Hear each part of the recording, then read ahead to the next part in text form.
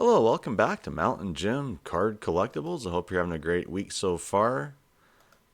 And spring is almost here. So, anyway, today I wanted to talk about something that I know that I've gone over a few times on this channel, and that's really the them and us kind of statement when it comes to Topps Fanatics Live, what normal people typically get, who buy hobby boxes, packs, and then, of course, what the important breakers get at Fanatics Live in comparison. And so I went over Fanatics Live today, and what really stood out? Well, it was the constant stream of high quality 2025 Topps X-Men 97 cards that I witnessed on Fanatics Live. And I really just kind of felt like it seemed suspicious. Anyway, if you aren't aware of the 2025 Topps Finest X-Men 97, they have some of their best cards, on their little advertisement here on their website. And they have a checklist there, you can check out.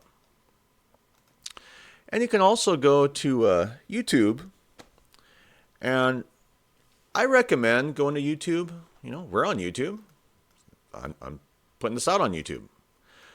But check out some of these videos on YouTube of just kind of streamers ripping into this product, and kind of see what they are pulling out, I recall watching, the Neo cards and comics, honestly, I wish he would have done better, but that's kind of the state of the hobby, isn't it? I've watched quite a few openings of this set on YouTube because I was actually considering possibly purchasing it, but what I saw people ripping out, I was just not very impressed. And I know that my previous preview video, I gave it, the 45-degree thumbs up, which I still feel like it deserves. But then we come to the them and us prerogative of sports cards. And them would be Fanatics Live, the Topps corporate machine, and us would be the poor consumers who are left to, clean up our wounds or whatever after buying, unlicensed products, licensed products, going after chase cards that more than likely were, pulled on Fanatics Live. So with this set, the first thing that came out at me was this. And it's not really that big of a card. It's not that big of a deal. How it says here, Chris Potter, the voice of Cable in X-Men 97, had to have this Cable card for his collection. It's not a major card, so I really don't see anything suspicious there, even though it's obviously a Topps Fanatics PR event,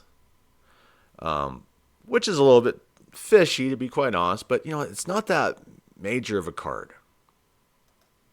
So I can't sit there and, oh geez, look at that, they totally, set that up, another plant card. So let's see what else has been pulled on Fanatics Live when it comes to X-Men 97. Clearly, they're just kind of going over some of the best of the hits. This is another Mama Breaks. Beautiful Wolverine. Looks like an X-Fractor. Super X-Fractor, whatever it is. Beautiful card. And then we have this card. This Lenore Zahn is Rogue Auto. And this was pulled by, I believe, 528 Collectibles. Major card, for the set. Nice auto. So, those are some nice cards, but they're not, the biggest standout cards in the set. Yeah, this auto is, they've been advertising that. But the thing is then you come to these one of ones. And here is Mama Breaks again. And here she's pulling the X-Men 97B Superfractor one of one card. Okay. Beautiful card. One of one of the best chase cards in the whole set. Especially after, we saw that Wolverine, X-Fractor, Super X-Fractor, whatever that was, Just another major one of one. Okay. All right. But then we come to this one of one. And who is it again? It's Mama Breaks. This one of one Silver Surfer is beautiful. It is a beautiful card. I mean, it's definitely one of the best cards to hit in the entire set. Isn't it strange how, some of these just best hits just continually keep getting pulled by Mama Breaks? And then we see this card, which people are kind of curious why this is a big card, to be quite honest. I mean, it's just the ultimate, Spider-Man card. I can't really see if it's numbered. Like it says here, what makes it valuable? I'm curious. Yeah. Sorry, guys. No one of ones. But anyway, that's what really stood out to me is how Mama Breaks is getting the best of the best. And when you watch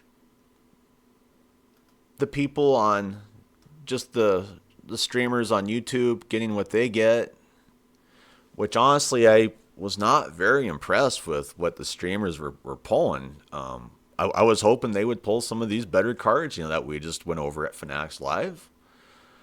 You have to ask yourself why.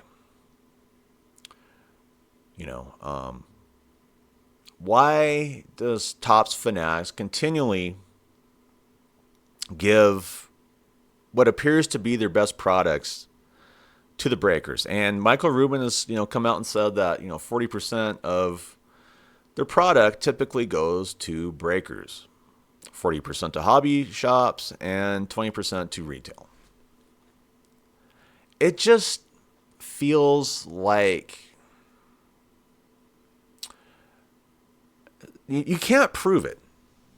You can't prove that there truly is corruption going on, Whether it be the Miz pulling out the Rock auto card, from a previous episode that I went over, and that was on the, Topps X site. And then, of course, we see the Miz pulling another card of his wife, on Fanatics Live. And then, of course, the constant, Fanatics Live tied breakers always point out, the highest rated cards typically for each set. It just doesn't feel right. Because really, it's not like there's a ton of breakers tied with the Fanatics Live, system.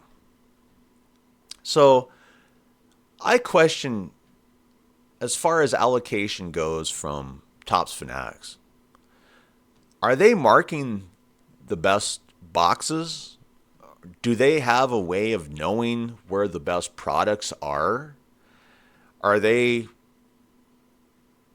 showing them out to breakers specifically over, say, retail and hobby stores and, online suppliers? I kind of, lean towards the fact that it's a strong possibility that is what is occurring, because I just went over, the Topps X-Men 97 release.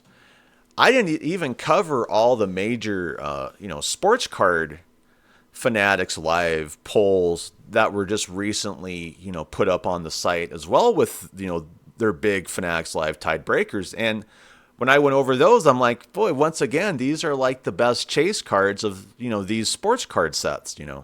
Yeah, some of them are unlicensed, but still, it's the same wash, rinse, and repeat of Fanatics Live.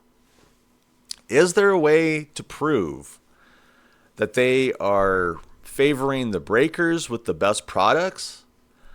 That's just it. They know it's hard to prove. They know it.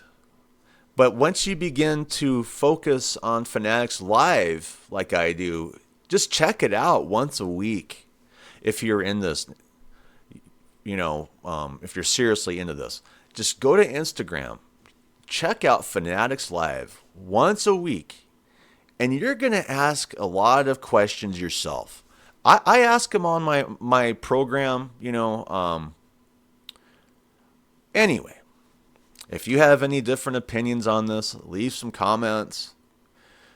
If you haven't subscribed yet, please subscribe so I don't have to continually work for free for YouTube and Google. And I can also improve the channel so it's not going to always be kind of a low-end channel. And thank you to all of my subscribers. You're the most important people on this channel, to be quite honest. You're the ones keeping it together. And please, if you haven't subscribed, I just can't say enough. Please subscribe. Anyway, I'm out of here. Bye.